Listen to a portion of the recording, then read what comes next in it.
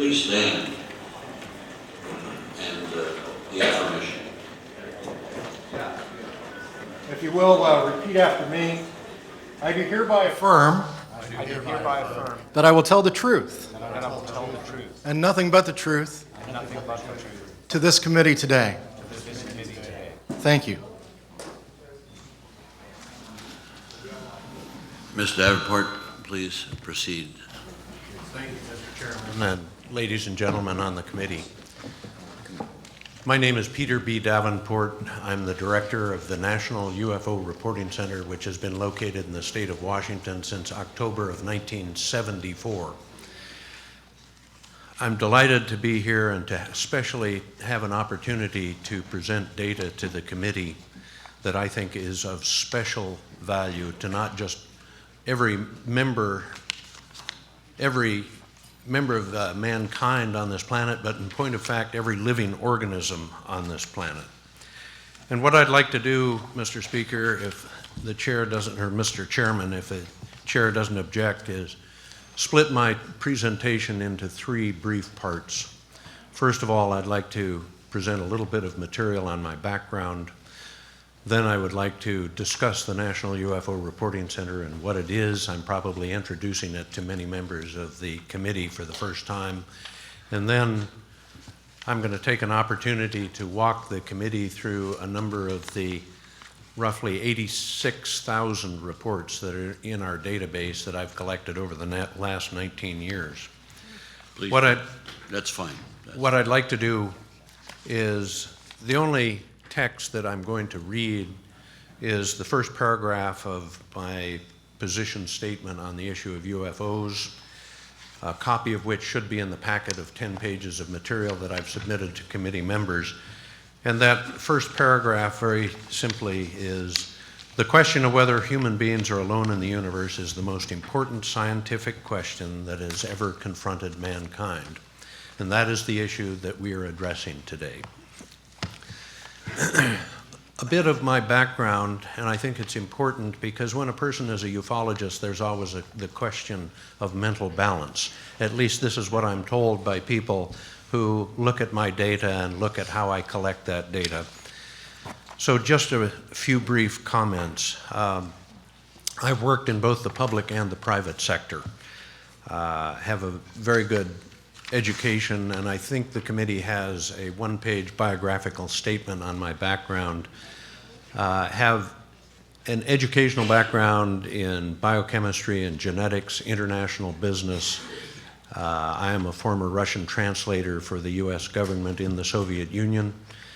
In June of 1979, I qualified as an escort interpreter for the US Department of State.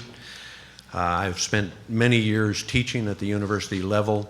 I'm a businessman, former founding president of a successful biotech firm in Seattle. So I'm probably not construed to be, or cannot be construed to be some kind of unusual, quirky person. And I speak within that context. It's important to create the context so you can understand what I'm discussing this morning. Let me move to the second phase of what I'd like to present, and that is the National UFO Reporting Center. Founded, as I mentioned earlier, in October 1974 by my predecessor as director in that capacity. His name is Robert J. Gribble, a retired Seattle fireman who had a lifelong interest in the subject of UFOs, and in July of 1994 he turned over the reins to me, and I think I can honestly report to the committee that it's changed my life and changed my outlook on what reality may be. The UFO Reporting Center has a hotline, rings 24 hours a day. We also have a website, ufocenter.com, where over the course of the last 19 years I've accumulated approximately 86,000 written reports. I estimate that that represents roughly 1/3 of the reports that have been submitted to our center. What I would like to do, and my gratitude to Congressman Bartlett, he gave me a wonderful opportunity yesterday when he made his, I think, commendable statement alluding to the press and the perceived lassitude there and how they behave with regard to the issue of ufology. What I would like to do, Mr. Chairman, with the remainder of my time is walk through a 6-page document that I've submitted to the committee and respond to the question that Mr. Bartlett posed, certainly rhetorically and perhaps tacitly yesterday: where is the press? Where are all the reports? And my hope is in about 7 or 8 minutes, the committee will understand a little bit better the reality, the apparent reality that we are dealing with in addressing the issue of UFOs. If the committee could please turn to page 1 of the document listing a number of reports. Out of deference to the chair, I would like to start with a report from the state of Alaska from the year 1936. And this goes back to a question that Congressman Cook posed, I believe in the late morning of Monday of this week. He said, where are all the reports from past years? And I'd like to address that. Eklutna, Alaska. Yeah, that's him. October 1936, 2 teenage boys working in that city of Alaska, at that time no doubt a small city, were employees of the CCC, Civilian Conservation Corps, building a camp there.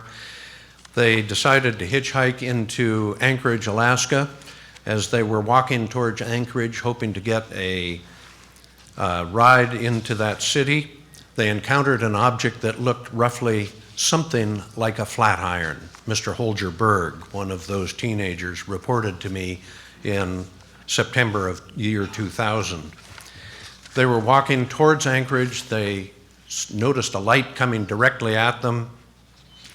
They were relieved because it was cold in October of that year, and they thought it was a truck with only one headlight. Lo and behold, it turned out allegedly to be something else. It was a triangular craft that passed right overhead, scared them so badly that they dove into a snowbank to get away from it. Next case, McMinnville, Tennessee. Questions have been posed before this committee, and the committee has commented, do UFOs ever crash? Do they have malfunctions? On the 7th of January, 1995, precisely that seems to have occurred over the city of McMinnville, Tennessee. A fleet of objects seen descending over the airport in McMinnville for several minutes. One of them appears to have blown up.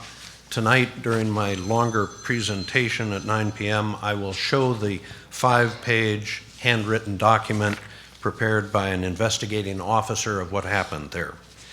If the committee would please turn to page 2, I'd like to, for a moment, address the issue of the Phoenix Lights case. Quite a celebrated case, probably the most dramatic UFO event that has occurred in the history of ufology since 1947. Just briefly, the 5 objects that loitered over the city of Phoenix for upwards of 2 hours were not less than 7 miles in diameter. I will present evidence tonight showing why we believe that is the case and how we calculated the size of them. Next case, Longview, Washington. An elk, an adult female elk, lifted out of the forest of the state of Washington before 14 witnesses at about 1 minute before noon.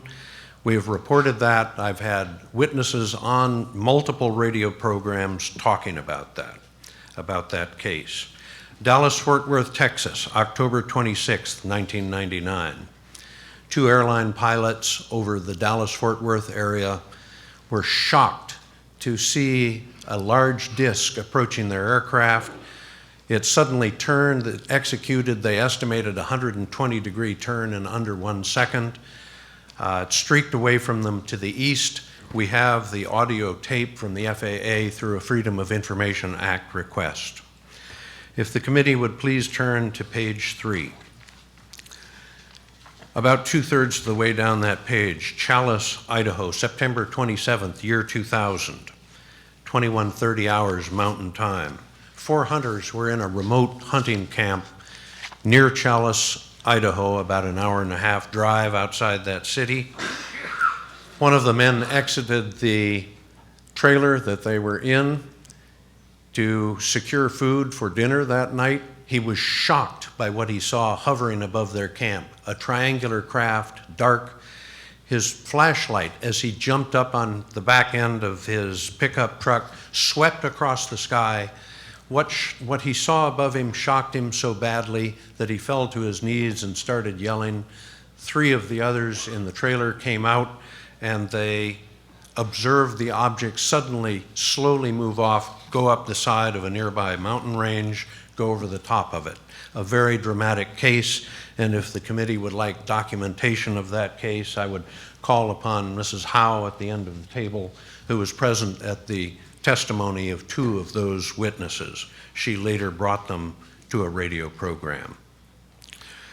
Next case I would like to address briefly is that of Carteret, New Jersey, on the top of page 4. Very dramatic case in which certainly dozens, possibly hundreds of cars were parked on the New Jersey Turnpike in response to a cluster of yellow objects that were hovering above that turnpike. Just seconds earlier, they had been reported from Fort Dix, New Jersey, to be streaking across that military facility. Within seconds, they were probably 70 or 80 miles to the east, and it was reported by many hundreds of people. Moving down further on page 4, the location, Andrews Air Force Base, Waldorf, Maryland. Mr. Richard Dolan first alluded to this case on the morning of Monday this week. A blue object, there's an error in this citation. I think Mr. Dolan reported it accurately, however. A blue object seen streaking over Waldorf, Maryland on that date, July 26th, year 2002, being pursued by 2 F-16 fighters. Minutes later, it was seen returning the opposite direction, also pursued by those same fighters. A very, very interesting case. The case below it, Meriwether County, Georgia, April 13th, 2003. 3 people driving in a closed vehicle. The driver was shocked to see a cluster of red objects pursuing his vehicle. Suddenly, those tiny objects, perhaps the size of golf balls, reportedly were inside his vehicle. They stayed in the vehicle for an estimated 20 to 30 seconds. Suddenly, all of them coalesced around one of the occupants of the vehicle, the older brother of the 2 brothers. This gentleman had tragically, intestinal surgery just a few days earlier, had a colostomy. All of the objects in the car assembled around the surgical scar on the lower abdomen of this gentleman. Within seconds, they suddenly streaked off, interestingly, through the closed windows of the vehicle. I've had 3 of those people, those 3 witnesses, on an international radio program talking about their experience. If the committee could please turn to page 5. Seattle, Washington, June 20th, 2004. An adult male standing outside in the University District of Seattle was shocked to see a triangular craft suddenly streak across the cloudless blue sky. Very, very dramatic sighting. Others reported it to the National UFO Reporting Center. That case has been on our website for the last 13 years. Going down to a case at the bottom of page 5, the O'Hare Airport case of November 7th, 2006. Mr. Dolan, Richard Dolan, alluded to this case earlier in the week's testimony. A very, very dramatic case. A disc estimated to be some 30 to 40 feet in diameter, hovering above gate C-17 at O'Hare Airport, seen for perhaps as long as 10 minutes or even longer. I cite the case because of the drama surrounding it.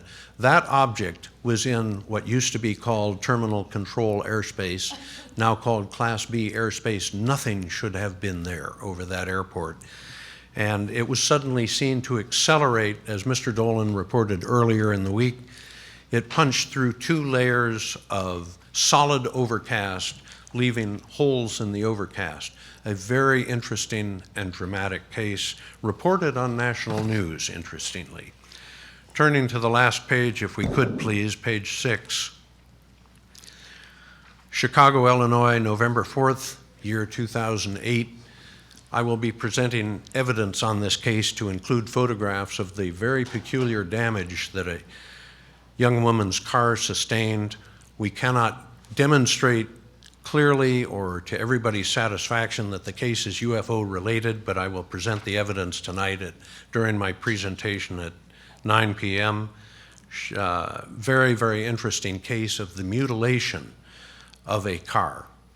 I will leave it at that until I'm able to show the photographs. I'd like to close by citing a number of interesting cases that have been submitted to our center over the last roughly 10 months. We all are questing to know what all of this means and what's going on. The phenomenon appears to be very real.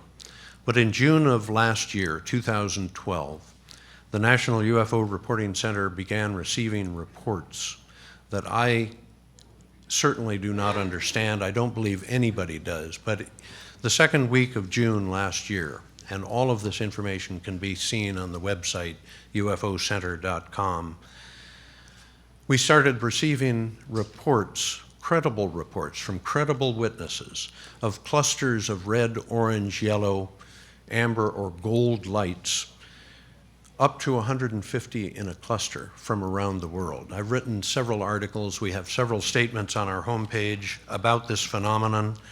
It's very interesting, and in my opinion, it may represent the fact that we may have rounded the corner, so to speak, in the field of ufology when it comes to the dramatic nature of many of the reports that are coming to us. What the cause of these sightings is, we have no idea. But we have roughly 2,000 to 3,000 of these sightings posted to our website. If members of the committee would like to see details, I would commend to their attention the roughly 38 cases that were submitted to our facility on Saturday night, the 10th of November, year 2012. One of those cases on page 6 of your handout is that of Castle Rock. I cite that case because it was a report that was submitted to our center by a commercial airline pilot, retired, 37 years of experience. Driving east from Interstate 5, this is about 70 miles north of the city of Portland, driving east on Highway 504, what he saw frightened him so badly that he stopped his car on the highway, turned it around, and went back the other direction to get his camera and his wife. It's a very, very dramatic case. Again, one of roughly 38 cases. An hour and 12 minutes later, a retired United States Marine Corps officer and his wife encountered something very similar in the city of Los Angeles. So in conclusion, Mr. Chairman and ladies and gentlemen, the question has been posed, is the UFO phenomenon real? And I pose to you the question that if it is not real, why have all of these reports been submitted over the last roughly 19 years? The UFO phenomenon appears to be very real. And I would like to conclude in responding to the very prescient question that Congressman Bartlett posed yesterday at about 3:05 p.m. Where is the press and where are all of the reports? Very good question, and it's a question that every serious-minded UFO investigator poses it to himself probably multiple times a day. I'd like to address the issue of the press. Many people have asked the question, why is the press responding apparently so strangely to this phenomenon? And from my vantage point, it's really a little bit different than that. I would split the press into two categories at least: the local, regional press and the national press. From my observation, and I've had hundreds of exchanges of information with members of the press, the interesting phenomenon is members of the local or regional press are questing for this data. A week doesn't go by when I don't get 3 to 5 queries from members of the local press, smaller newspapers, radio and television stations. But interestingly, when one gets to the national level, the interest seems to simply expire. a very peculiar phenomenon, but it tells us that people who are professional writers, who are professional reporters, are very interested in this phenomenon. And I close with a brief comment about the government's apparent position on this phenomenon. The government knows about this phenomenon. There is no doubt about it. I've had multiple exchanges, multiple conversations with all sorts of people who are in positions of authority in federal, state, and local government. Many of them admit that they accept the fact that this is potentially a very real phenomenon. I've talked to military officers, and senior officers, general or flagship officers, flag officers, who in quiet conversations have admitted to me that they are very interested in this phenomenon, and in their opinion, there is very real evidence in support of what this committee is addressing in these hearings this week. It appears that we are being visited on a frequent basis. The evidence supports it strongly, in my opinion. And with that, I will close. I think my time has expired. Exactly. Thank you very much. It has expired. Thank you.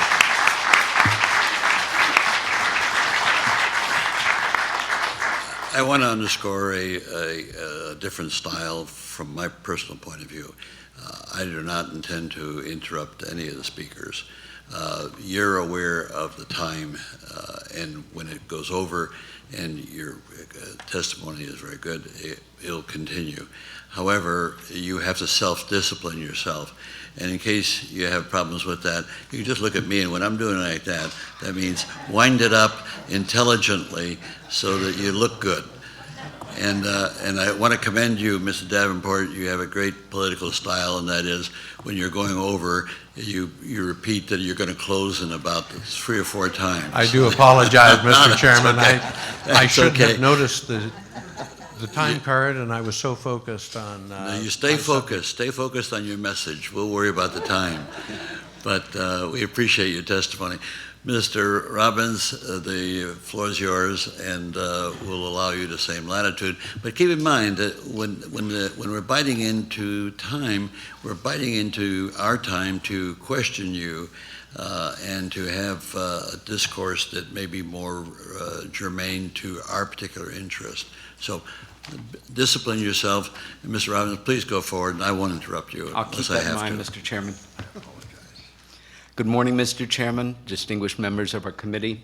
I was only scheduled here to do this yesterday afternoon, so my opening statement is a bit rough at the edges. I've been involved in the field of UFO studies for more than 30 years. As a researcher, lecturer, activist, consultant, author, and conference organizer. I've consulted to numerous television and radio shows, films, appear on radio regularly commenting about these subjects, write a column, actually a new one that will be starting in June for a new online magazine called UFO Truth, published by my friend and colleague to my right, Gary Hazeltine. I'm also the co-author of a 540-page book that was a bestseller in the United Kingdom entitled Left at East Gate, a first-hand account of the Rendlesham Forest UFO investigation, Rendlesham Forest UFO incident, its cover-up and investigation. For these 30 years that I have pursued this subject, I have done it on a number of fronts, always doing my utmost to approach each new case, witness claim, research paper, or interview free of prejudice or agenda. My only objective being to get myself and my readers as close as possible to the truth of what I've been looking into, limited only by my investigative skills, means, and applying as much common sense as possible wherever possible. Before proceeding, however, I feel I should put on the record that I am self-trained as an investigative writer. And if anyone in these hearings has a a background more opposite than my friend and colleague Peter Davenport, it's me. I began my professional life as a painter and film historian. I taught painting in New York City for many years at my alma mater, the School of Visual Arts. And as I developed as a writer, I supported myself continuing as an artist, as a manager of a distinguished repertory theater company in New York City, as a New York City tour guide, and as a copywriter. I also worked for 8 of those years as an online phone volunteer and shift supervisor on the busiest crisis intervention and suicide hotline in the United States. Some may feel that such an eclectic and decidedly unrelated background may not be much of an asset in the field I ultimately choose to pursue. I can only beg to differ. Subjects I've chosen to investigate have included, but not been limited to, the origins of the UFO ridicule factor, roadblocks on the path to disclosure, the United Kingdom's Rendlesham Forest incident, the strange death of James Vincent Forrestal, first Secretary of Defense, as some of you know, and an early casualty of UFO secrecy. At least that are my conclusions.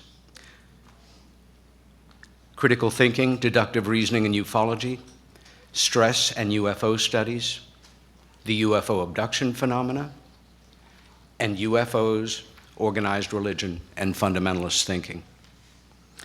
As this morning's discussion topic is listed as various topics, I believe I qualify. While I stand ready to try and answer any questions to the best of my ability this committee may have, I'd particularly like to invite you to focus in on 2 of these particular areas of study. One, the so-called UFO ridicule factor. We now know for a fact the subject of UFOs and their implications have been regarded as extremely serious by our military and intelligence communities from at least the summer of 1947 on. More seriously, in fact, than any other matter facing this nation since the end of World War II. Why then have the overwhelming majority, and Mr. Davenport hit the nail on the head, we divide the media's general relationship with the subject of UFOs into 2 areas. Local and regional news gatherers are overall very serious, inquisitive, and genuinely respectful of this mystery. Major media has singled this subject out for a level of ridicule, sarcasm, and condescension matched in post-war journalism. How and why did all of this come to pass? And what is its legacy for the American people? The second subject is one you were introduced to during yesterday morning's hearings. That is the UK's Rendlesham Forest UFO incident. I first heard of these events in the autumn of 1983, shortly after the story broke in Great Britain. The following year, I met and chatted briefly with Larry Warren, the former United States Air Force security police officer who had, completely on his own, and to a degree at great risk, certainly to his peace of mind and character, become the whistleblower in this case, was directly responsible for the FOIA that resulted in the release of Colonel Halt's January 1981 report, which was then published in England in '83, and the story broke. 4 years later, we met again at a conference not far from here at American University in Washington. I was very impressed with his presentation. Fully authentic military witnesses who can be fully vetted and prove their involvement are not all that common. You've had the privilege of hearing several of them yesterday afternoon. I decided I wanted to interview this guy. He decided, after hearing me on a panel discussion, he wanted me to co-author a book with him. We met the next weekend, we talked all weekend, and by that Sunday afternoon we shook hands, and I was very excited. I was going to be writing a book. I was looking for a serious project to get my teeth into. I thought it might take a year or 2, obviously result in a huge bestseller, a movie deal, many checks to endorse, and women to fight off. Life does not always work out the way you think. The book took 10 years to complete. It cost us everything we had. It cost me, to a great degree, my peace of mind. It's brought me back to England since more than 20 times. I had no idea what I was getting into. But when we completed it, it was a bestseller in the United Kingdom. It was immediately in the library of the then new Prime Minister Tony Blair. One of our greatest champions in the United Kingdom became former Admiral of the Fleet, former Chief of Staff of the Ministry of Defense, Lord Peter Hill Norton, who as an MP brought his hardcover copy onto the book of the floor of House of Lords and confronted the then Secretary for Defense with 4 questions taken right out of the book, all of which were demurred. When my co-author lost his passport, the State Department refusing to renew it for quote-unquote speaking out on sensitive defense issues in a public forum on foreign soil, it was nobody less than former Attorney General Ramsey Clark who pro bono helped us restore Larry's passport and continue our work. The men who were involved in this as witnesses, and it was only touched on yesterday, were put through absolute hell. Some of the things that were done to them were unconscionable as far as I'm concerned. And this is of more interest and focus for me than whatever the source of the intelligence is behind the events of December 1980. I applaud John and Jim for fighting for the truth to come out about this. I think all of these men are still struggling. And in fact, we are all clear in former Deputy Base Commander's Charles Halt's terminology that these men were meddled with, and in some cases are still sorting out implanted memories from actual ones. Hence comes a certain amount of contention within this case that continues 33 years after. I hope I can clarify some of it fast, and again, thank you for the privilege of appearing before you.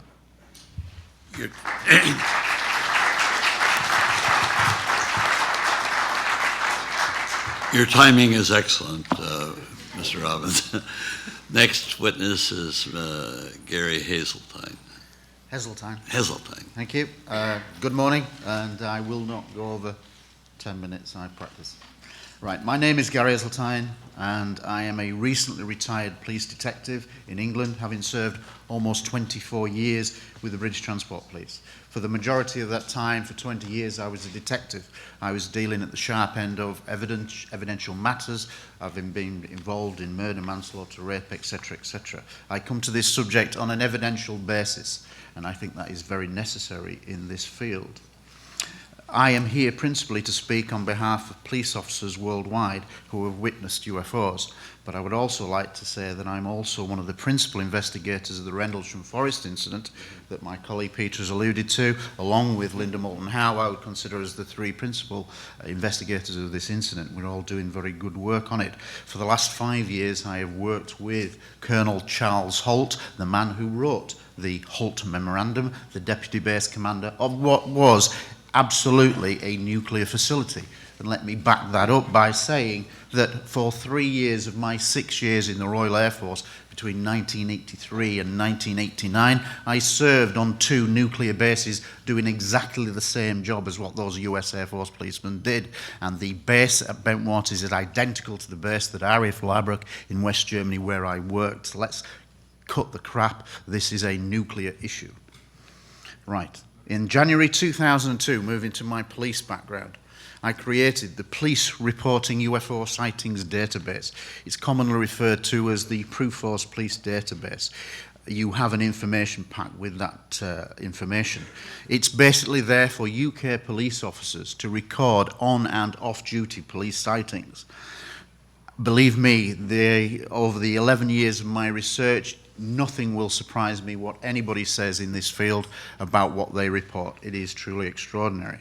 When I began my research 11 years ago into British police officers, there were approximately 6 cases involving 10 officers.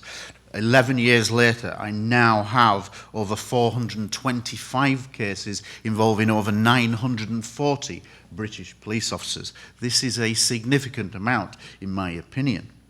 These sightings have taken place the length and breadth of Britain and have been reported at all times of the day. Whilst I'm not a big lover of statistics because they can be manipulated, I would say that the key statistic for me is that over 70% of these cases are multiple witness officer cases. Therefore, it is significant corroboration to a sighting event. Again, I look at this case through evidential eyes.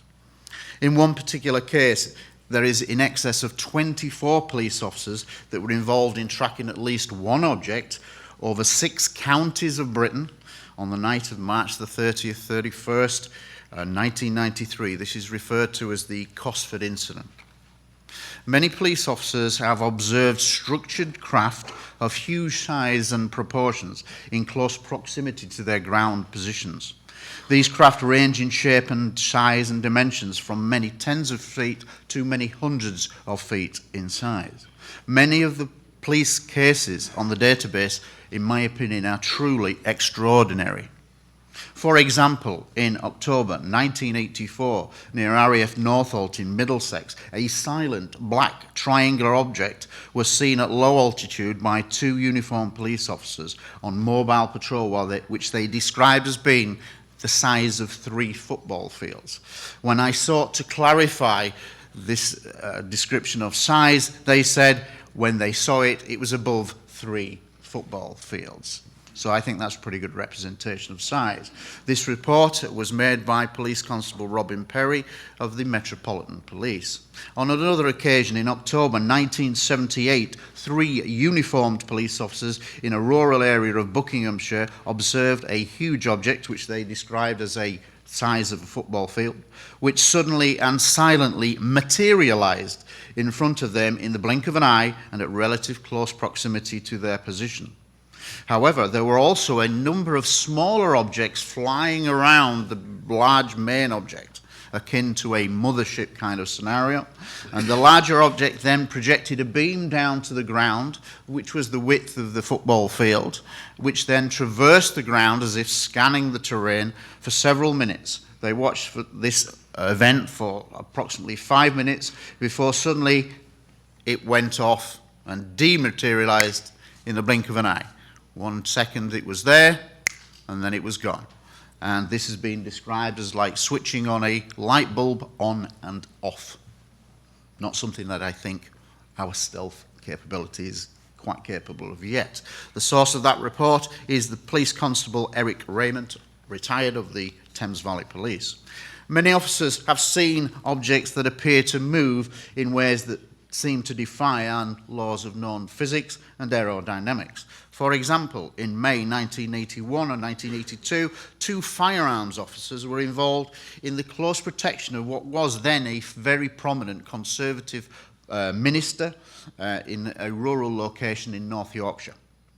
At approximately 5:30 hours in the morning, as they were walking in the grounds of this residence, they suddenly became aware that the sunshine had darkened, the sky had darkened. When they looked up to establish the cause of that, they were amazed to see a huge, dark, purple, cylindrical object with a pronounced undercarriage underneath it that was described as being the length of a football field, a common figure in all of this, and hovering silently above the house at an altitude of only 200 to 300 feet, which is extremely close.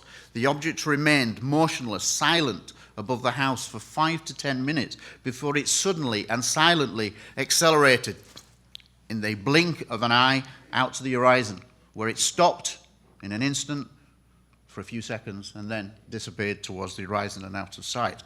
The source of this report is Police Sergeant retired John Pawson of the North Yorkshire Police. In my introduction, I mentioned that I would refer to police officer sightings worldwide.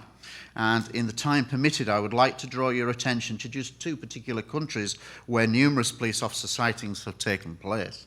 Namely, I refer to the United States and Belgium.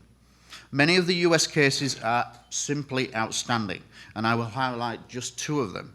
Just after midnight on the 14th of December 1994, 15 police officers of Trumbull County, Ohio, observed multiple circular UFOs from different geographical positions. In one particular sighting, the engine of the police vehicle driven by Sergeant Toby Malaro suddenly cut out. When he got out of the vehicle, he looked up and a UFO was directly above him, shining a beam down. As soon as the object moved away, his engine restarted and he attempted a short pursuit.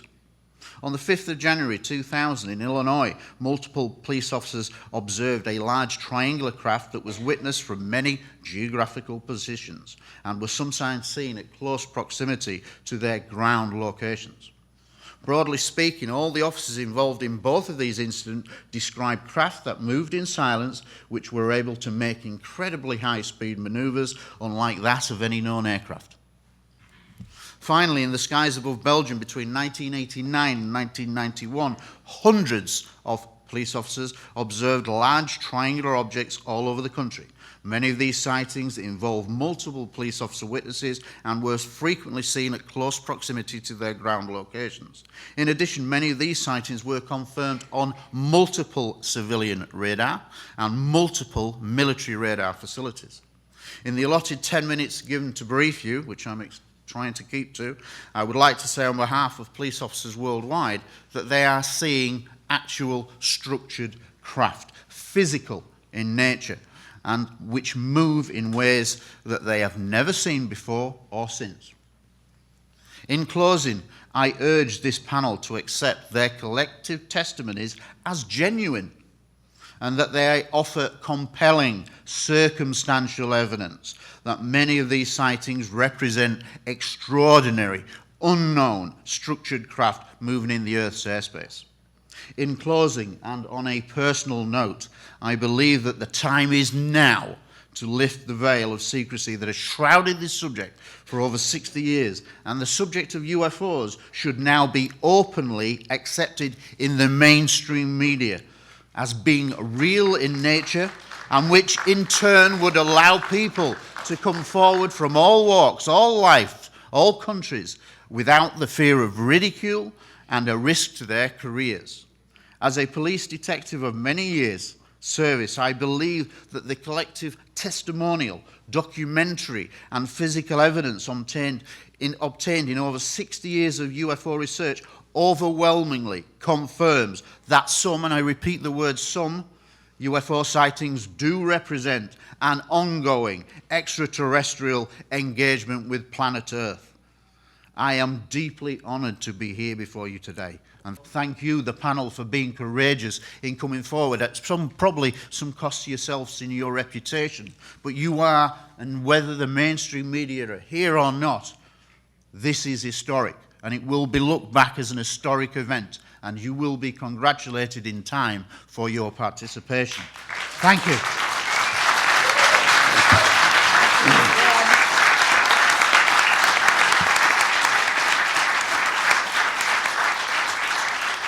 Thank you very much, investigative detective. I just want to underscore that your passion really underscores the significance of your testimony, and that's a worthy, it's a virtue. Now we come to our last panelist for this round, who's graced us with her. She doesn't have her little hat today, but it's not raining. It's not, okay. It's not raining. Very good. Well, great to have you back, Ms. Hall. Howe. Please.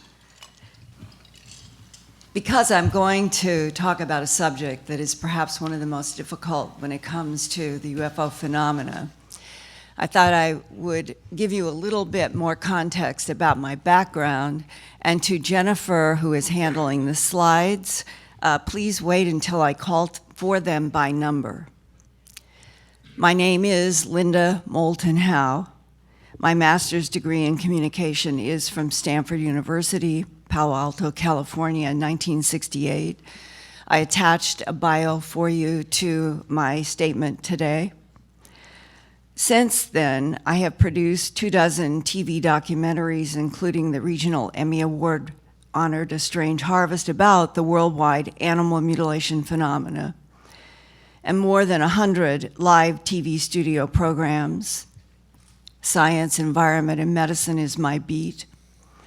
I also produce, write, edit, and report the journalism award-winning Science, Environment, and Real X-Files news website, earthfiles.com. In addition, I am an investigative reporter for Premier Radio Network's program Coast to Coast AM, reporting Earth Files, Environment, Science, and Real X-Files news monthly in 3-hour broadcasts. Since 1990, I have produced 1,000 news segments for radio broadcasts.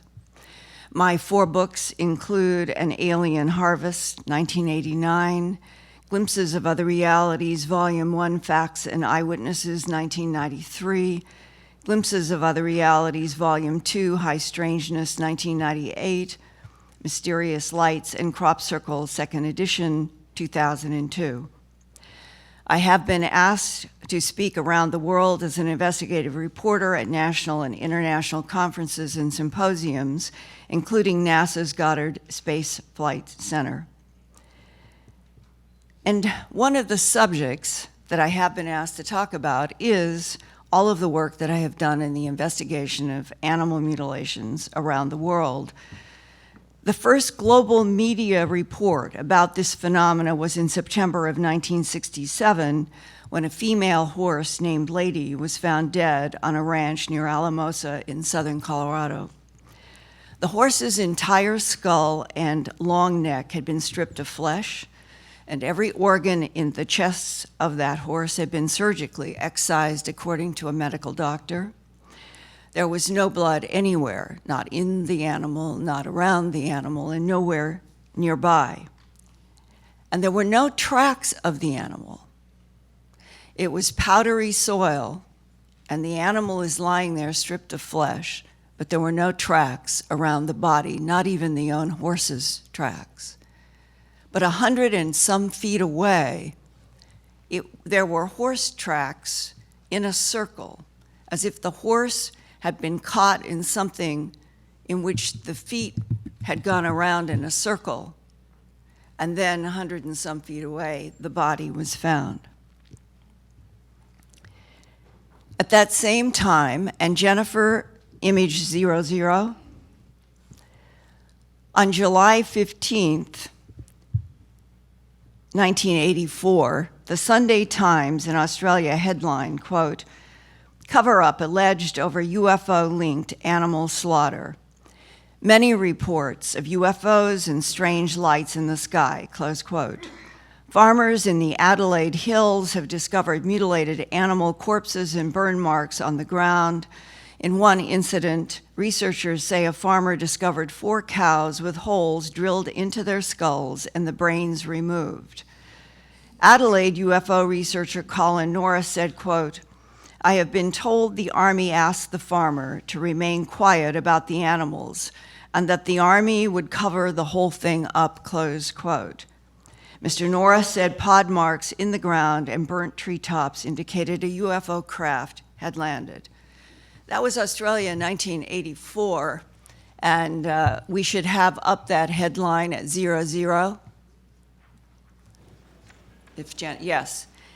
And Australia has played a very interesting role in this historically, because the BBC in 1979, when I started the work on A Strange Harvest, there was a producer there who told me that they had a journal from 1911 that had been published about 104 sheep being found in an Australian billabong with an ear, eye, tongue, genitals, and rectum cored out.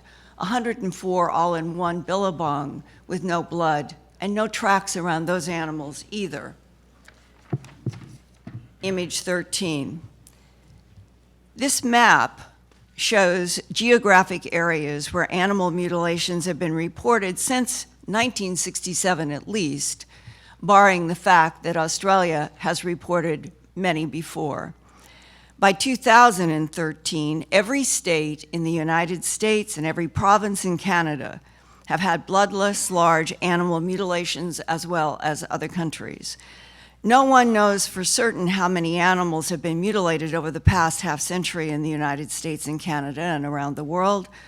Many mutilated animals are not reported because ranchers are either afraid or do not want public attention and potential ridicule. Image 14. Beyond the United States and Canada, mutilated animals have been reported in Mexico, Panama, Puerto Rico, Brazil, Argentina, Chile, parts of Europe, the Canary Islands, China, and Australia. Image 1.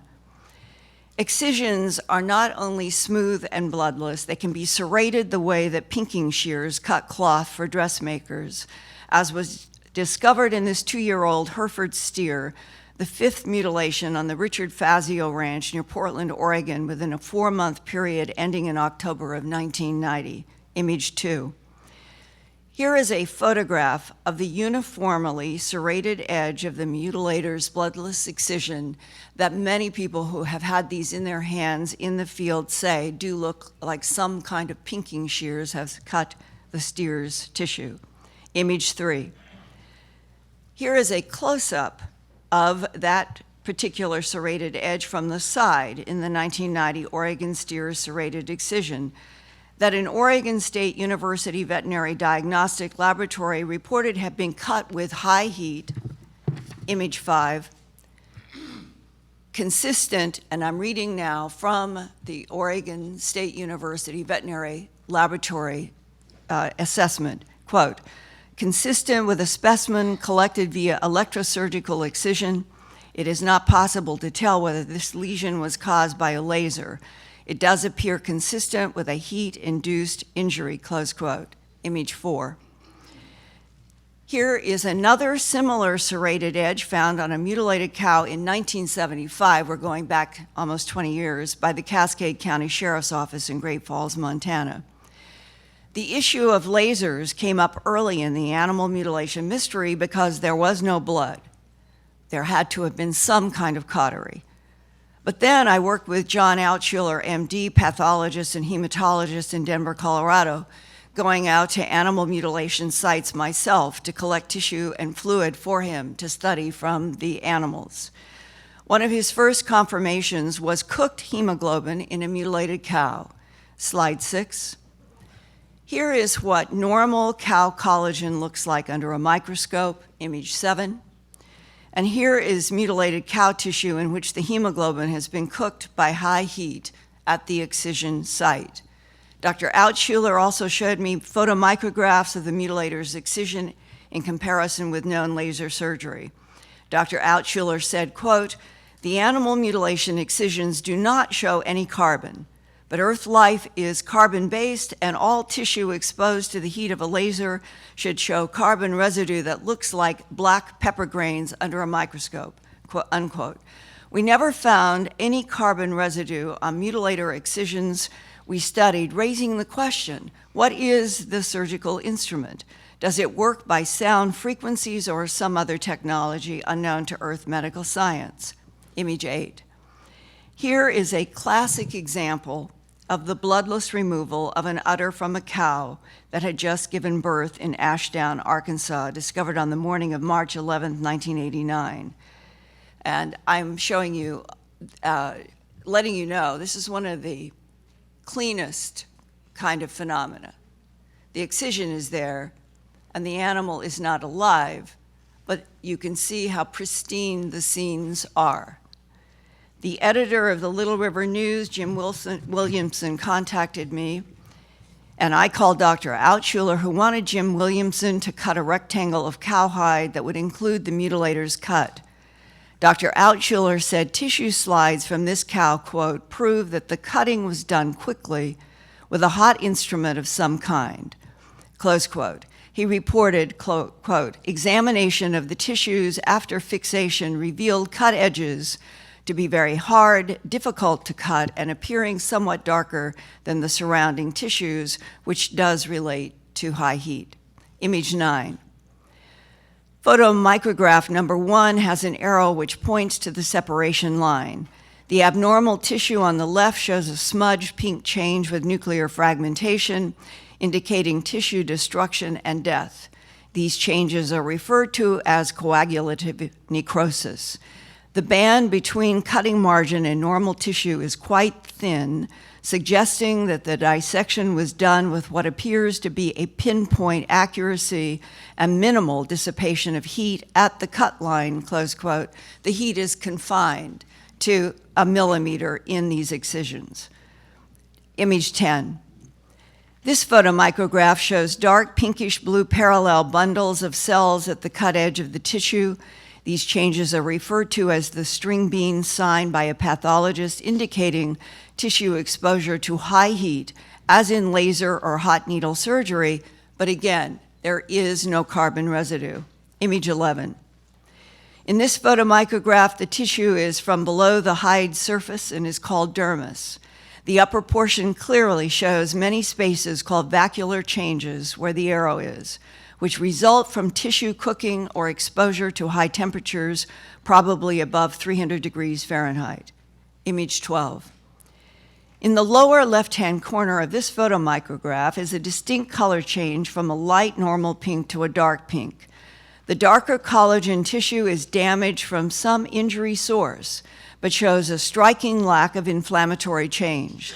This suggests that the procedure of injury was relatively fast.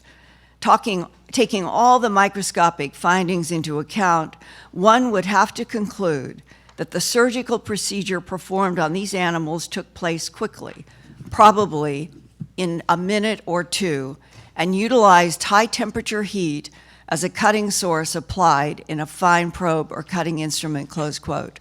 And we are talking about the excision of an ear, eye, jaw flesh, tongue, the sexual organs, and the rectum in less than 2 minutes, leaving physical evidence that has been repeated.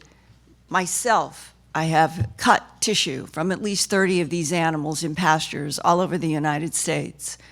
And all of the findings are exactly the same. How do you excise large sections of tissue and leave the evidence of high heat without carbon residue, no blood and no tracks around the animals, and do it in 2 minutes or less? Lynn Lauber, head of animal mutilation investigations at the Royal Canadian Mounted Police in Calgary, Alberta, in 1980, where the local Canadian media were told by the RCMP that the cause of the mutilations there, in the hundreds, were satanic cults. But Lynn Lauber called me at KMGH TV in Denver after the broadcast of my TV documentary, A Strange Harvest, and he said that he had seen my documentary, and he was calling me because, and this is what he said to me, he knew that something from outer space was involved in the mutilations that the RCMP in Canada had investigated. When I asked him, why then have you told the media the perpetrators are satanic cults? He said, the reason was that he felt the truth was too difficult to report publicly. And that to me sums up the metaphor of not just this 21st century, or the 20th century. But this is a phenomena that I understand has been going on for thousands of years, and we are just catching up to it. And when Sheriff Tex Graves, in September of 1979, in my very first interview with somebody in law enforcement about animal mutilations when I began doing A Strange Harvest, told me, Linda, the perpetrators are creatures from outer space, quote unquote. And I felt the same shock that perhaps you do. The truth is, law enforcement has long known from their own eyewitness accounts, they've seen the beams of light in pastures. Ranchers have seen the glowing discs put beams down. Ranchers have seen animals rise into these glowing discs. The glowing discs have been seen lowering animals down in beams of light to pastures where they are then mutilated.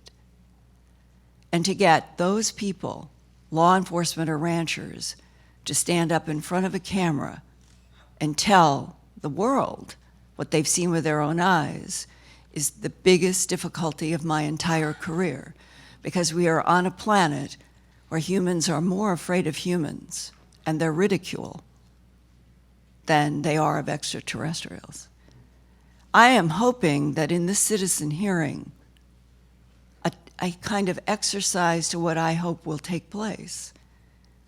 All of this should be presented in a formal, executive, official, congressional hearing of why has the agencies of the United States government, the Department of Justice, the FBI, the CIA, the NSA, the DIA, the NRO.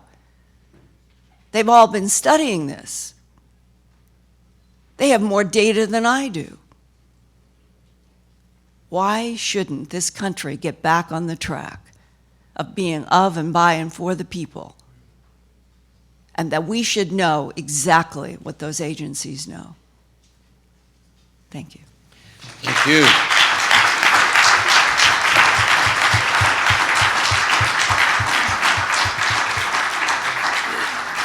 Thank you all for your fine testimony. I'd like to yield to my colleague from the House, Mr. Bartlett. The floor is yours, sir.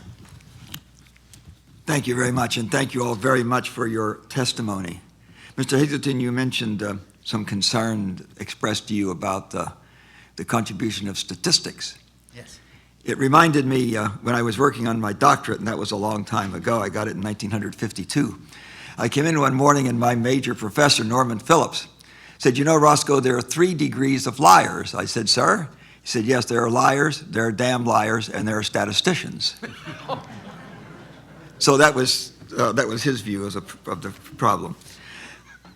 When I got home last night, my wife called me and she said, "There's somebody on the phone with a very heavy accent that wants to talk to you." So I went to the phone and it was somebody from the BBC. And they said, "We understand that you're involved in a citizens' hearing in Washington, D.C. about extraterrestrials."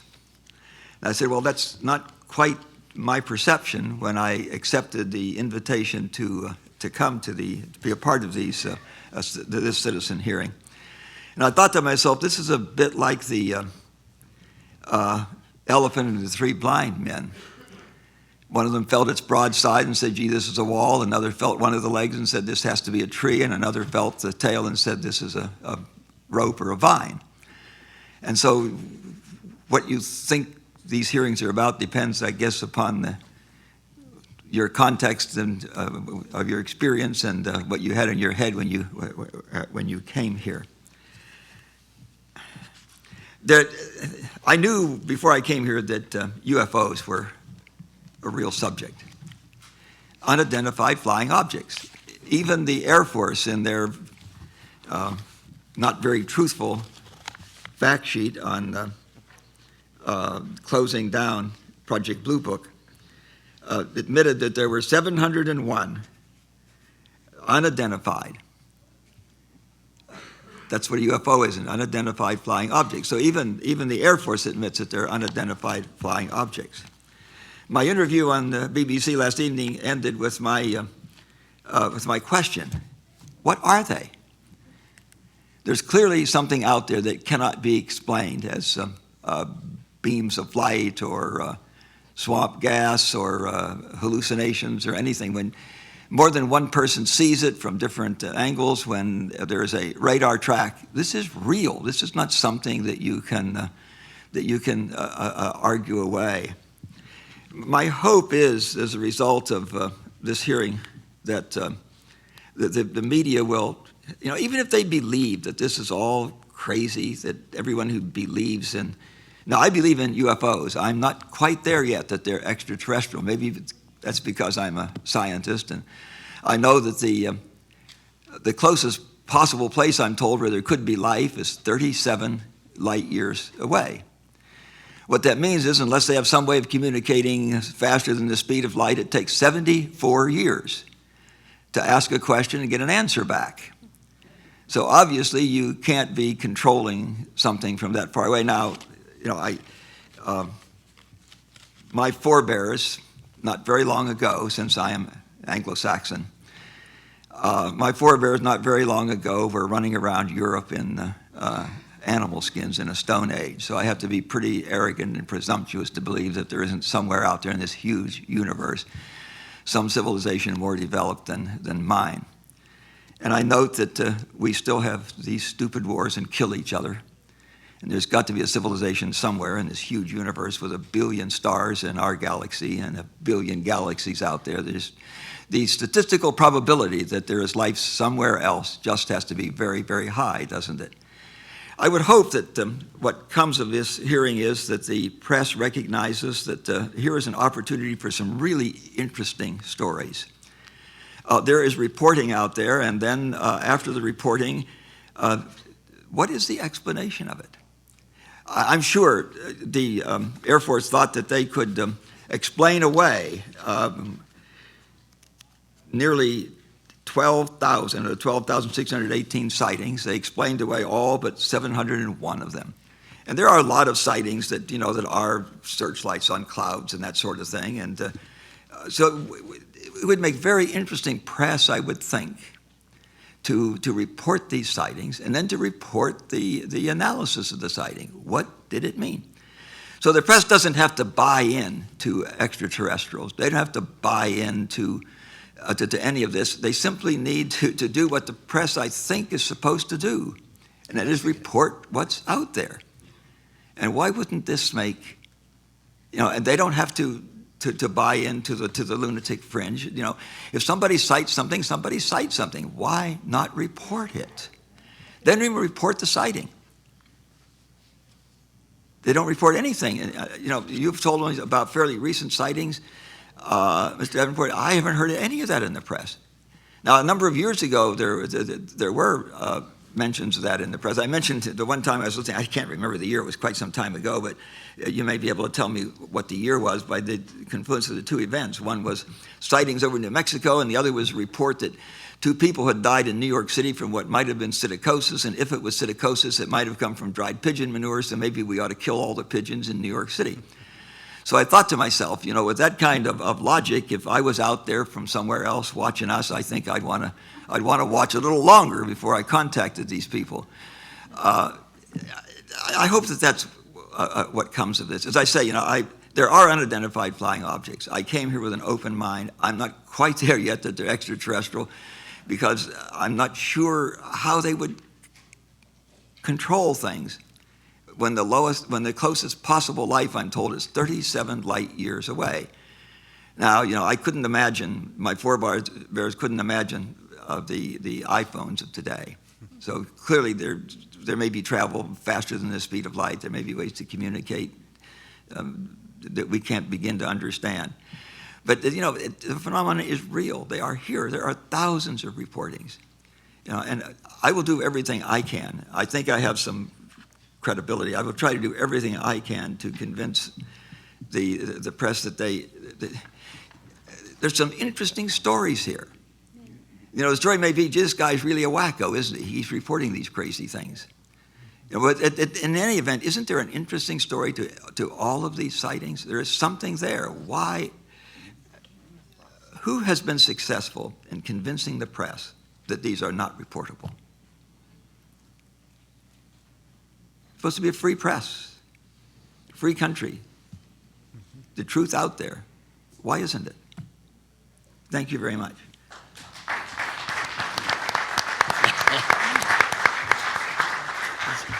It's turning into a Senate hearing, where we give our views, and of course I'm guilty of that for the last 2 days. The next person to ask questions is Congresswoman Lynn Woolsey. Thank you. More interesting information. There's no question about it. I'd like to just add on to what Congressman Bartlett said. It's not just the press that needs to start bringing this forward. It's our government, and we know that. Maybe if our government will listen and investigate, I mean, they're doing it somewhere probably, but if they bring it out in the open, that would make interesting press, and it would not be press libeled kooks, I don't believe. And I actually have questions, but I want to say there's no kooks in this room, and I am so impressed with all of you, so thank you for letting me be part of it.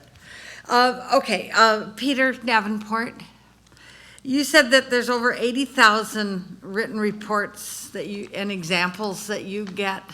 I mean, reports you get every year on your hotline, in your organization? We receive probably between 3,000 and 6,000 reports a year. We have, I think, 86,000 reports From the accumulated beginning. in our database. Okay, well, give us an example or two of what somebody would call about that actually resulted in incredible action. Thank you for the question, Congresswoman Wilsey. I would go right to the Phoenix Lights case in response to your question. The most dramatic case that I've handled in my roughly 50, 60 years of investigating the UFO phenomenon. Again, the size of the objects was unimaginable by terrestrial standards. The triangular object that hovered for an estimated 5 minutes over the intersection of 7th Avenue and Indian School Road that night, again, this is March 13th, 1997, hovered there for 5 minutes. It subtended an arc of about 135 degrees from the vantage point of people on the ground. It was that large above their heads, at which time it was not less than 8,000 feet above ground level. The size of these objects by itself tells us that we're dealing with something extraordinary. That object was capable of hovering motionless for 5 minutes. I'm going to ask you to talk about what came of that. I mean, so you discovered, you heard something and it turned out to be something that people could see, and what came of it? I mean, so why did it matter that we knew this? Well, it appears that a very unusual event occurred. It's generated multiple books, 6 videotapes of various objects that night were taken. It was an extraordinary event that went largely unreported in the national press. It occurred on March 13th. The first national article in the USA Today did not appear until Wednesday, the 18th of June that year. Was anybody harmed? Did anything happen to Arizona because of this? Not that I'm aware of. I think the full story is yet to be understood, and I'm not sure we'll be able to obtain the full story, but about 1,500 witnesses submitted written reports. That's pretty good evidence by my standard. What did you do with those reports? Where did they go? Many of them are on our webpage. I think probably 100 or 150 eyewitness reports are posted there. Many of them are in the hands of investigators in Arizona. Okay, thank you. And are you still following up? I mean, you don't just hand it to the investigators and say, now it's yours. Well, that is what I did in that instance, because the National UFO Reporting Center, technically speaking, is not an investigative body. Right. We're a conduit of information. Okay, now to all of you, but you don't all have to answer if you hear the right answer from one of your colleagues on the panel. When it's not a UFO, okay, this flying object, when it's not a UFO, what is it? I'll take that first. Any number of things, Congresswoman. In fact, most of us who try to do good work in this field approach it with surprising skepticism, because we no longer have the luxury of disbelief, so to say. It's been proved to us repeatedly in terms you could bring into a courtroom. We have to be particularly careful about not informing our examination. First, it's no secret that our government has produced flying aircraft that do not conform to the notions that we grew up with, that are terribly advanced. And I don't have to tell the members of this committee that technologically, where we are at the highest levels. So now, and it's your understanding that those technologies aren't common knowledge? Oh, I think they're common knowledge in popular culture, but the specifics of the dynamics of these machines and what they're capable of, for most intelligent people would mimic a machine from another planet or something. Also, if you're predisposed to the subject, or you're a believer, or you're looking for these things, it can be a plane coming at a certain angle. It can, under certain circumstances, be a reflection from the ground. It can be, you know, a large assembly of balloons themselves that escape. There are any number of possibilities. Mm-hmm.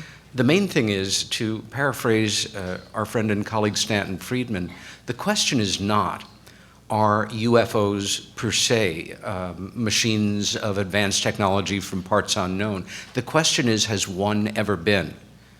And for those of us that spend a good part of our lives looking into these questions, that answer is overwhelmingly yes. And we feel pretty certain that the UFOs, and if they're manned or bodied, I don't know what's in them, if there is such a thing, they are coming here they aren't coming to get our technology. They're coming with advanced technology. They're that far ahead of us. I don't think any of us assume these things run on coal, petroleum, or... yeah, right. Okay. What it is all theoretical. Okay. I have been involved in this field of study for over 35 years, and I know that I have no idea of where they come from, why they're coming, how they propel themselves. Mm-hmm. I can make better educated guesses than many people, and I tend to shy away from colleagues who do tell me that they know the specific answers. For me, that is somewhat problematical. To say that you know the unknown definitively, there's only several ways you can. They told you.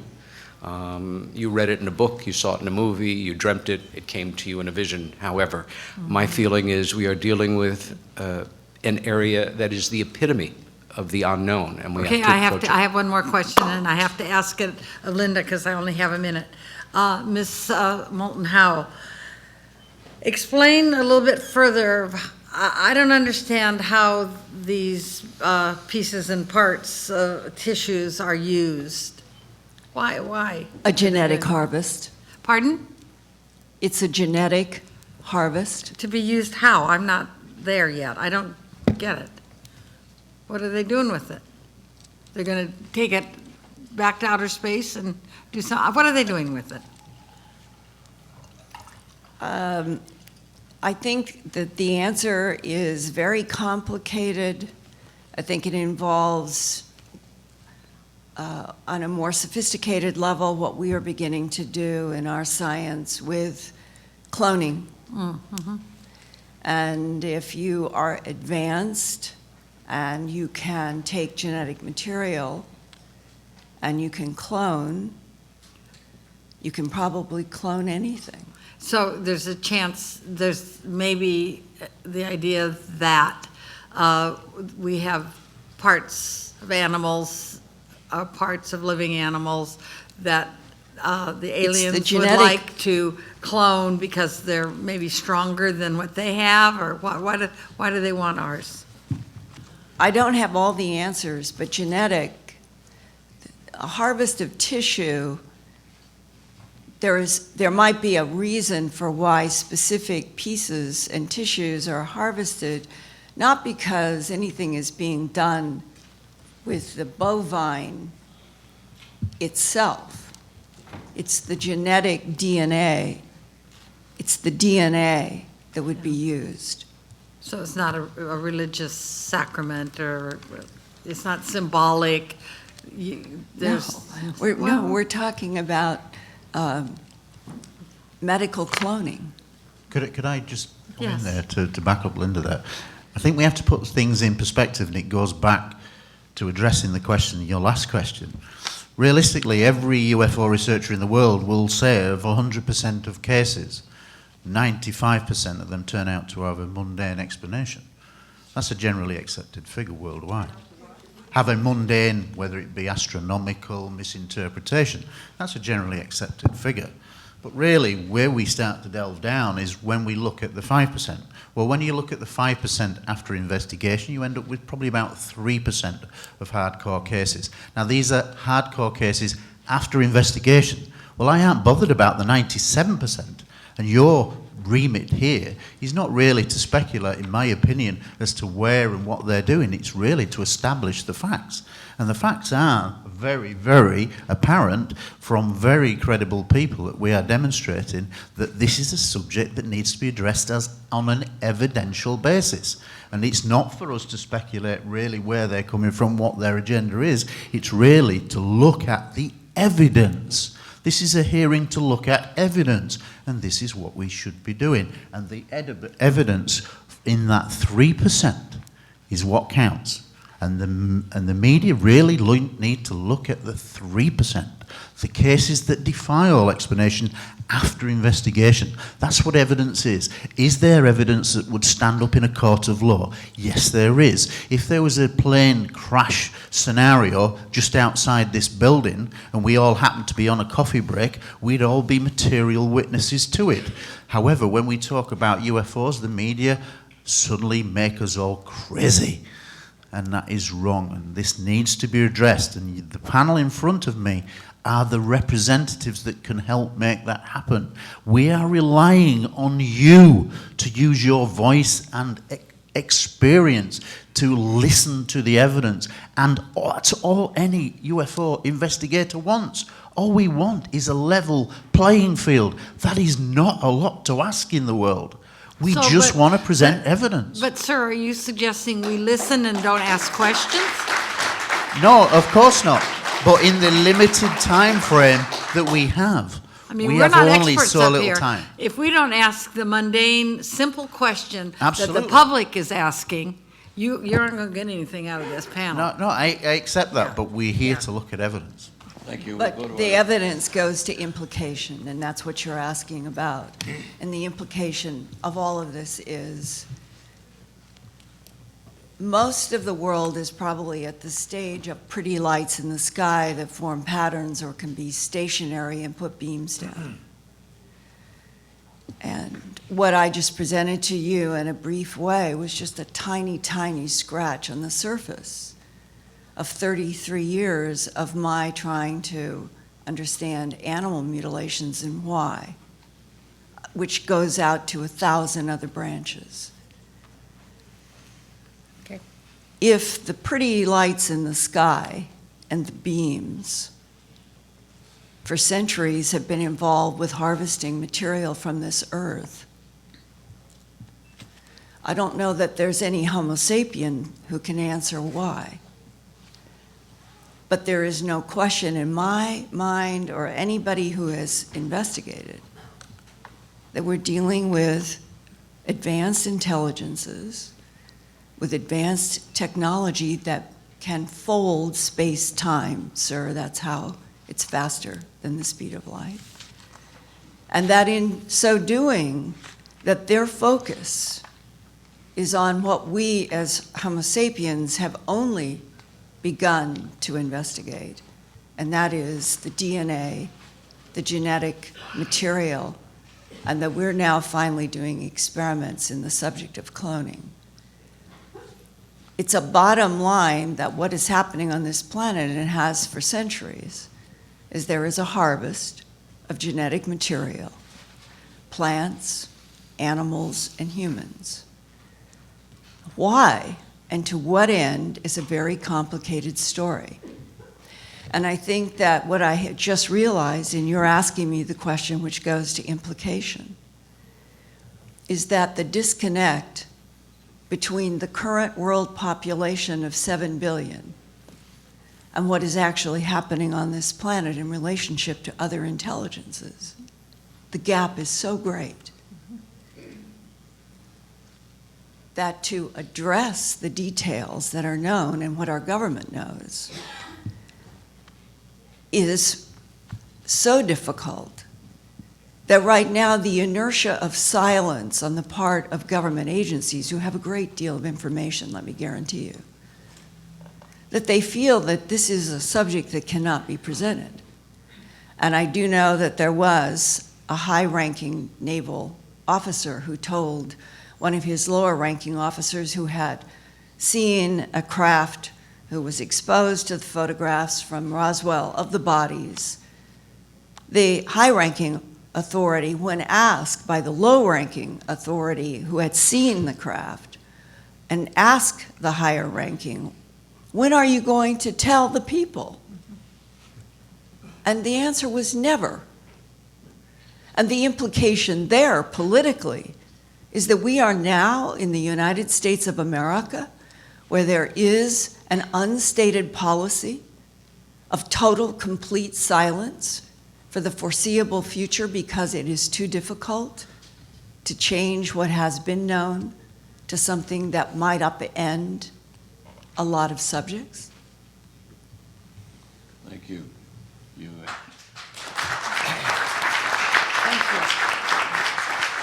I'd like to turn now to Congressman Carolyn Kilpatrick, please. That would be Congresswoman, sir? Congresswoman, Yes, yes. thank you.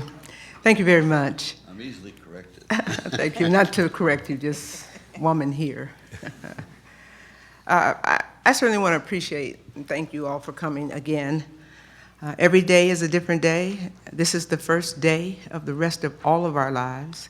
How we use it, how we put it together, how we share and give back is what we're here for. So I commend you for your testimony. A lot of notes, a lot of work, and my mind is boggled. I think I want to ask you first, Mr. Hazeltine, Royal Air Force, security, police, hundreds of incidents yet today. What is the position of the British government on UFOs? And is it similar to U.S., who are cousins, or is it something different, or do we do this in British? Do they speak? Tell me, what's the position there? The bottom line is that there is the special relationship with America, and America is quite clearly the most secretive government in the world on UFOs.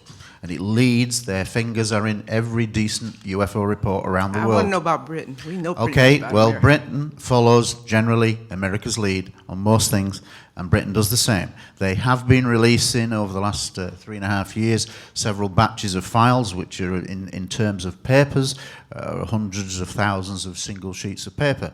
However, the majority of the paper that has been released is very low level. It's mostly correspondence. In amongst that, there are some very good cases. For example, a British case in 1957, Milton Torres, a pilot, US pilot, flying over Ipswich in Suffolk, England, and he was stationed there flying a Super Sabre. He was vectored towards a radar target, and he was ordered to fire his missile at the target. He actually got the launch codes. When he went to launch, it jammed. Okay, stop.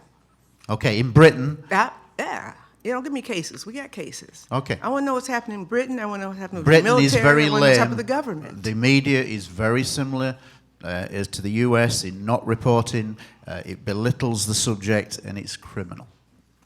And there is very little or no difference in the UK to the US. This is a world phenomenon that we're discussing. Absolutely. You all know it way better than we do. Absolutely. We've heard testimony now 3 days and read a month leading up to this, videos and all. Ms. Howe. Yes. And it's really for all of you. And I think you ended your presentation on something like this. What and why is such a profound reality Yes.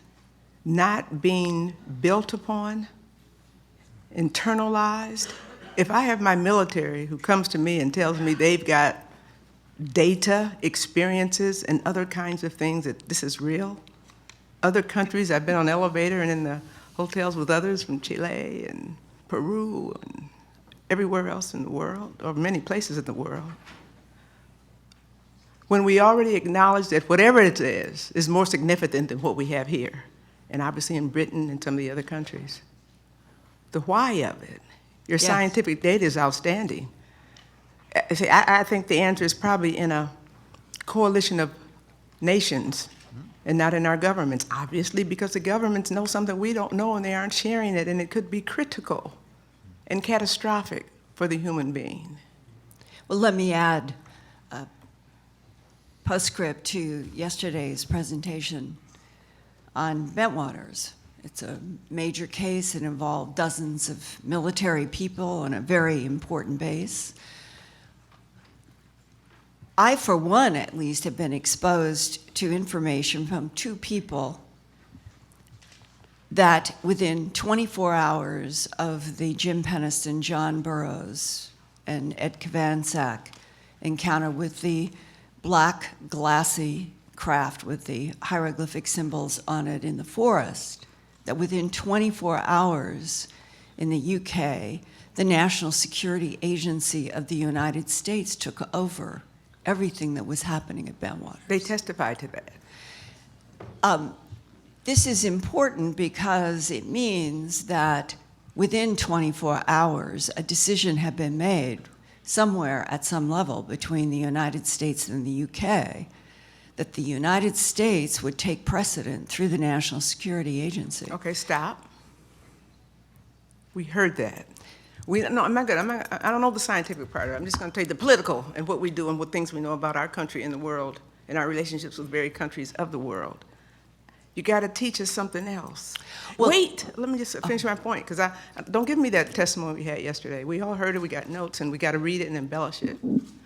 I want to move it to the action phase. You came here to ask us to do something, and we got to know how, what, and why. Haven't got there yet, and maybe by Friday or next month, or as we move this over the next couple of years, we'll get closer than you've got in 30 years, and you're to be commended. What you have unveiled is something is there, that we're not alone. I'm still learning. I want to learn more about that, in fact. But as I learn it, the existence as we know it is being jeopardized. It may not exist next week, let alone 30 more years. I was only going to your point about international versus the United States. It's my impression that the United States, for some reason politically, is carrying the weight of the disclosure. I don't know why, because other countries have bodies, have craft, have photographs, have physical evidence. But the United States, going back to World War II and decisions that were made, for some reason, it is this country that seems to have the pivotal weight in What do you think that is? Disclosure. What do you think that is? U.S. is the, if it's not for real, it's perceived to be the power of the world. And that's exactly the reason why. And right. So we sit here in the power of the world, But it's with loss the of power power. not of this world, or we don't know how it is. Do you think America wants to Hold lose it, that sir. power? Hold it. You can't interrupt a congressperson. Noted. I will yield to you in a moment, though. I will, because I just want to. We want to get to what we need to get to, really, and how we get to make it something so that we can all live another 100 years, or thereabouts. So I'm going to yield to you, Mr. Hazeltine, in just a second, and you too. I don't want to. I'm just getting antsy up here. Today, you all took it to every day. It's another level. Woo, woo. But I hate how we trivialize this situation. Exactly. I hate the men with the horns and all that, and what my colleague read yesterday. That's been since day one. And I'm telling you, what we know, it's so profound. Yes. And so big and so real. When you don't know how to deal with it, you trivialize it. So when people think that we're coming, you all have been commending us, we've all taken a lot of flack and we're proud of it. We're servants of the people. But to come here and then hear this other crap, in my home paper as well, I don't even talk to them. Because you can't say conspiracy if you're a congresswoman, because they really think you're wacko. But there's something out here that's been coordinated from our leadership, not the president person, but the office and our military and our press. That's a national conglomeration that continues. And unless we can somehow step outside of that and build some kind of coalitions and work and pray and build and speak and teach, we're going to lose. And what will the world be? It might be those things they've been drawn for all of my life. I yield to Mr. Hazeltine the rest of my time. Sir. Thank you.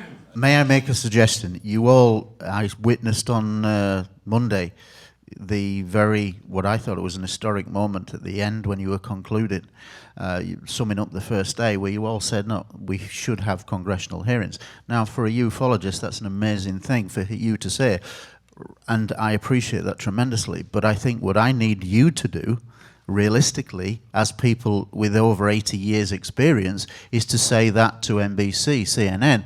So ring up your colleagues at 6 o'clock today and say, I'm calling a press conference collectively where all 6 of you say, we believe in you.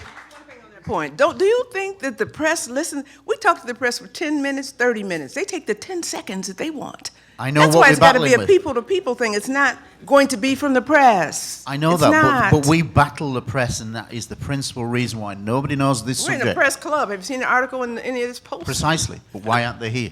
They're here. They are. Can I just add momentarily onto my colleague's thoughts? It's not so much that you're saying something on the record about your reevaluation of this subject based on the knowledge that you're acquiring here and in your readings. It's the cumulative effect of all of you and the people now serving in your positions that will make the change. But it must begin somewhere with people taking a stand like your good selves. We believe it. Thank you. Thank you.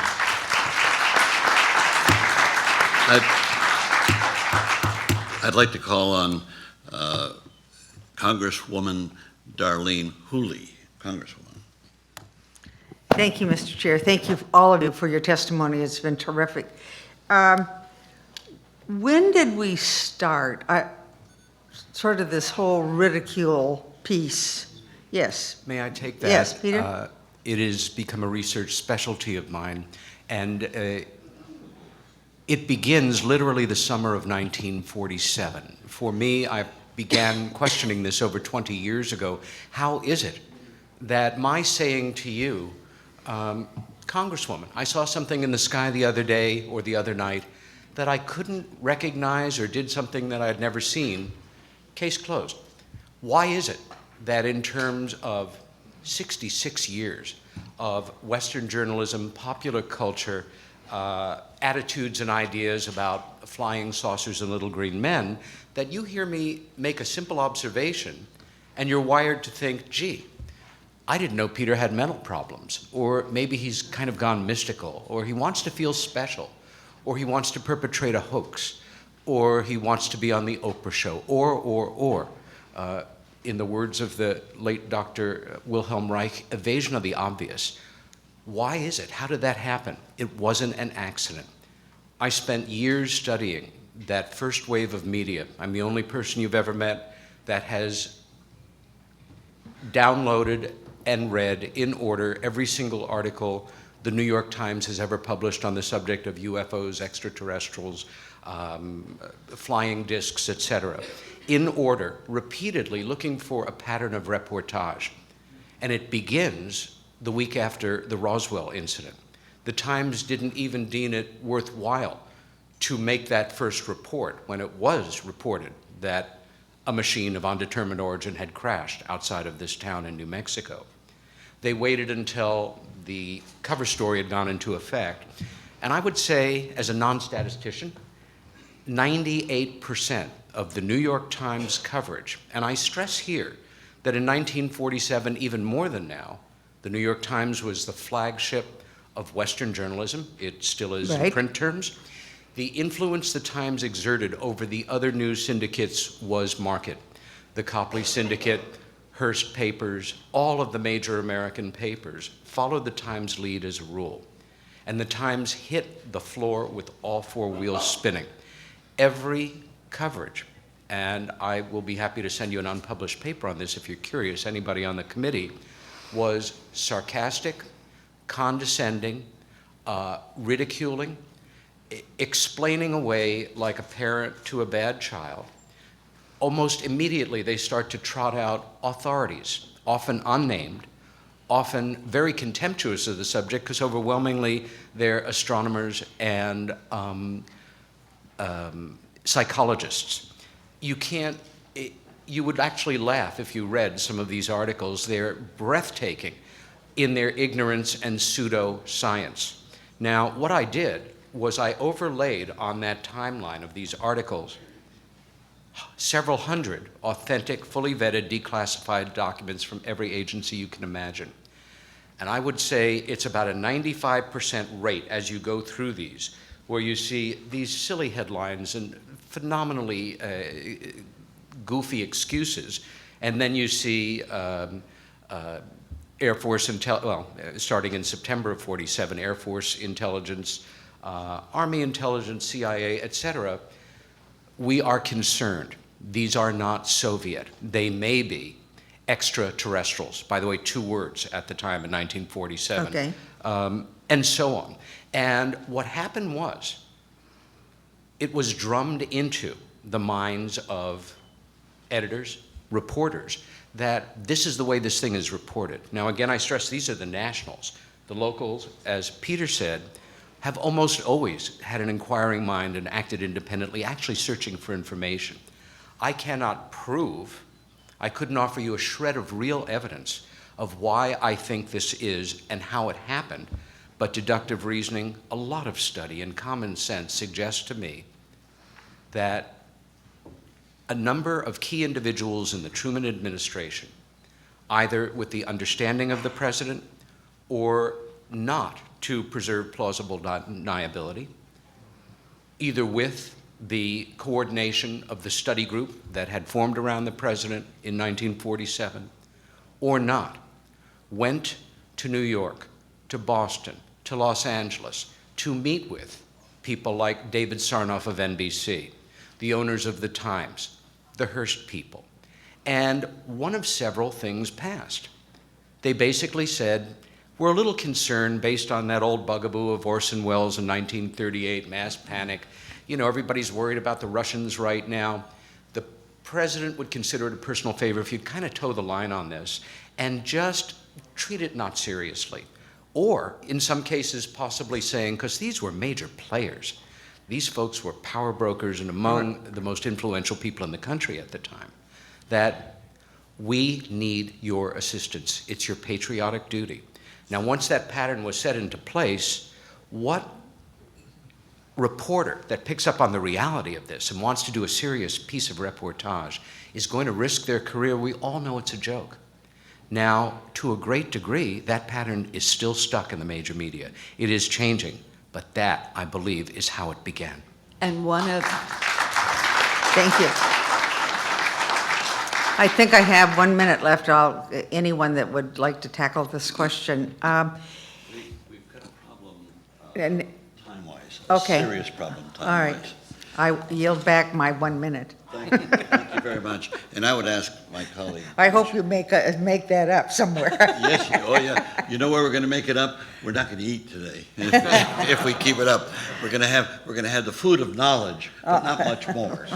Can I make just... I'd like to ask my colleague if he could restrict his time. I'm going to wipe my time out because we've been liberal in letting the witnesses express themselves, and that's, of course, why we're here, for you to express yourself. But here too, since this doesn't work, maybe this works. When you see me doing that wind it down intelligently. Thank you. Can I make just a brief close to what he was saying? And that is that 1 year after the July 47 crashes, there was another one in Aztec, New Mexico, in March of 1948. And the editor of the Farmington newspaper at the time did receive, from all that we have been able to learn, did receive a request by somebody in the Pentagon to not report about what had happened, that there was distinct pressure put on to a local editor.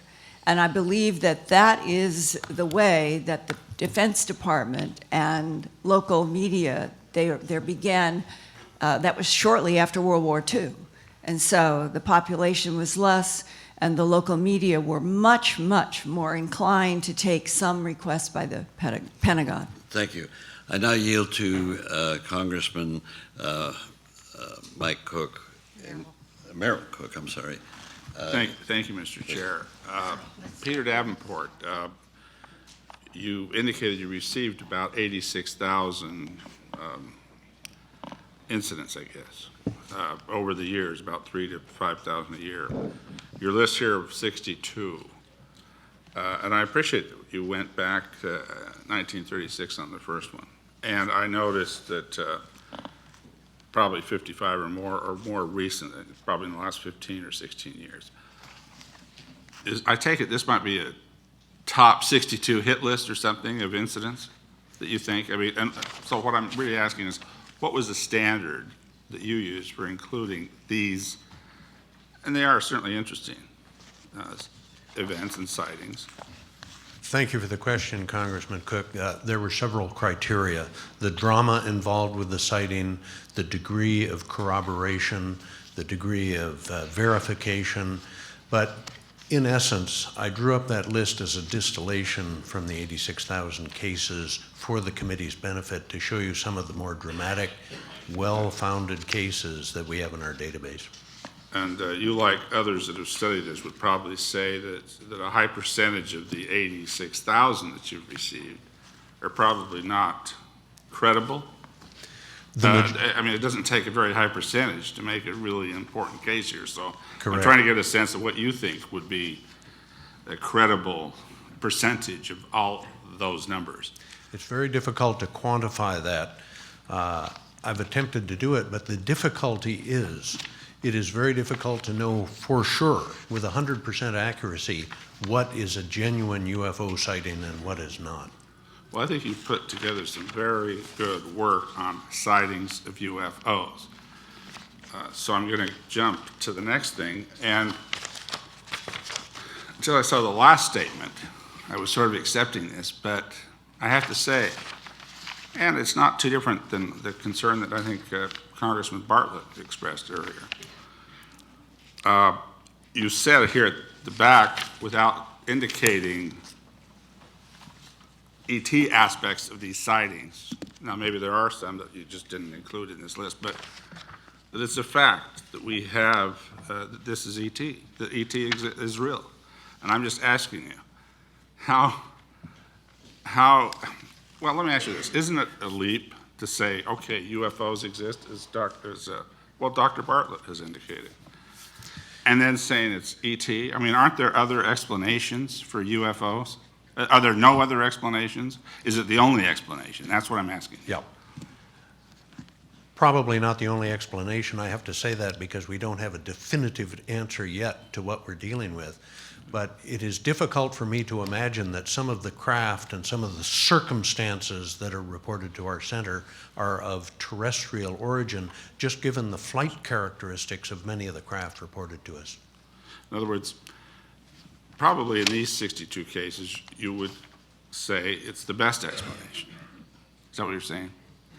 And is that why they get included on the list, is if you think it's the best explanation for ET?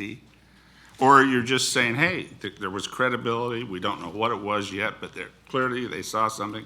It's very strange. I mean, you have some ET index that you're applying to this list, I take it, or you wouldn't have said that at the end? Yeah, I would not have included those cases in that list had they not been of extreme interest to me. I am a scientist, trained in that capacity, and I would not have included those cases in that list had they not had associated with them good, solid, hard, objective And evidence. as part of your scientific training, you are saying here that it's still a leap between the belief in a UFO and knowing, without a doubt, that it's ET. Yeah, Okay. I would say you more. said yes? I would well, say you said more. yup, but I want to make sure I hear this correct. And really, I want you to say what you truthfully believe and think based on your experience. Clearly, you've had a lot of time to think about this a lot, and you are obviously an impressively trained scientist. I would characterize it not stipulate all that. not so much as a leap as a step in that direction.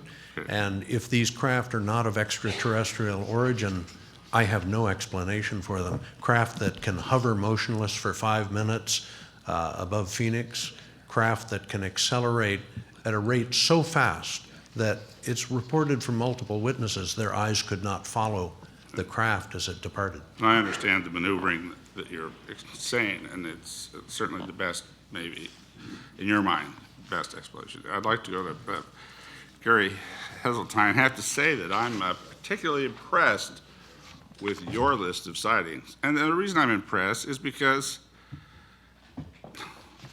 they're from policemen. Every one of this is a pretty thick list, a lot of them. So I imagine the credibility on your list you would rank as certainly higher than what many people that collect data would indicate, or just, I don't want to put any words in your mouths. No, you've actually highlighted something that I hope to be able to answer. And I think the real answer is that when I said to you before that the accepted figure is 3% after investigation, well, that's not really the end of it, because I would argue that in the high caliber witness categories, high caliber I would mean astronauts, cosmonauts, pilots, military and commercial, radar operators, sonar operators. In these very high caliber witness categories, the percentage after investigation would be much, much higher than that 3%. Well, I would hazard a guess that if you looked at military pilots with millions of dollars spent on their training, the percentage of error would be much reduced, and I would hazard a guess that it would be something in the region of 80% plus were accurate. Okay, then I'm going to quickly ask you, well, I'm not going to ask you because I only have a minute left, but I'm going to say certainly credibility of people like Captain Solace, who's sitting here in the front row. Absolutely. I mean, That the man probably is caused the United States Air Force to come up with filters over their ICBM silos is certainly going to be a credible. Well, I think that's where we need to look at when we look at collective evidence. I'm sorry to cut you, but I know that we're trying. I'm going to ask Ms. Howe. Very interesting slides, very interesting. Nevada Proving Ground, Dugway, Utah. I'm from Utah. Talk about secrets. Let's talk about nuclear testing secrets. Yeah. Couldn't nuclear testing have a lot to do with these animal carcasses and the bloodless? Isn't that a... Our first test was in July of 1945. There are mutilation records going back, as I said, to 1911. Okay, good answer. Let me ask you this, though. The one thing that maybe I scratched my head on a little bit, your statement. Well, I scratched my head on a lot, I'll have to say that. That it absolutely is evidence of genetic harvesting.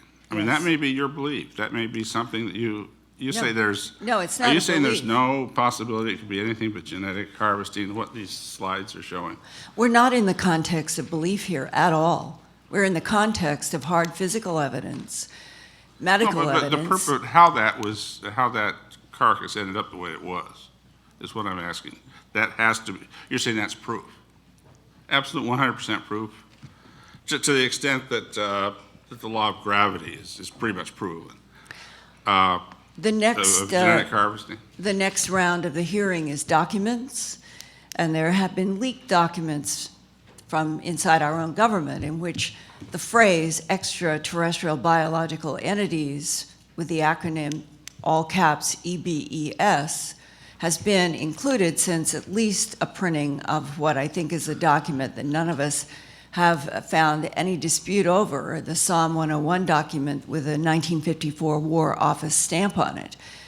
And if our government, going back to FDR, which there are also leaked documents about the discussion between FDR and the Secretary of War, Marshall, after the February 1942 made the front page of the Los Angeles Times, the photograph of our artillery and beams going up to a diamond-shaped object, distributing some 1,417 bullets, and then having that discussed in documents by Franklin Delano Roosevelt with the Secretary of War, and that in those documents that have been leaked, it uses the terms, these were interplanetary, celestial, and that we were retrieving these craft because we wanted to examine them.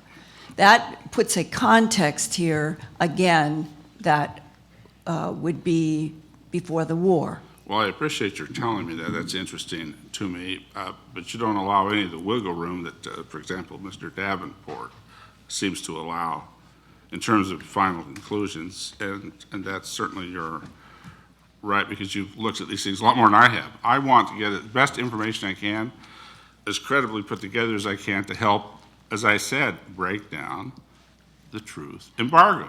That's what we need to do first, and maybe we have to do it a brick at a time. Okay.